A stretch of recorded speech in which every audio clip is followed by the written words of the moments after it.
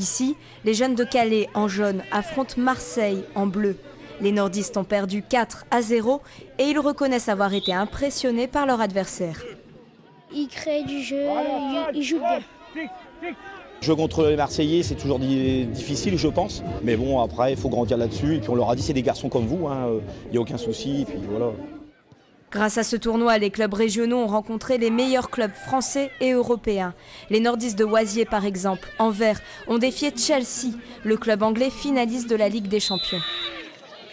C'est un grand club et ils sont forts, donc ça a été un plaisir de jouer contre eux.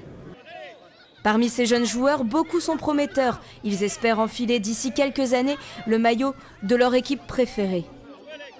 Toi, ton rêve pour la suite, ce serait quoi ? Plus grand, être en pro. Être en pro à Paris Saint-Germain. Les tournois internationaux comme celui-ci permettent aux recruteurs de repérer quels enfants ont le potentiel pour devenir professionnels. 3 critères sont essentiels, la technique, la vitesse et la vision de jeu.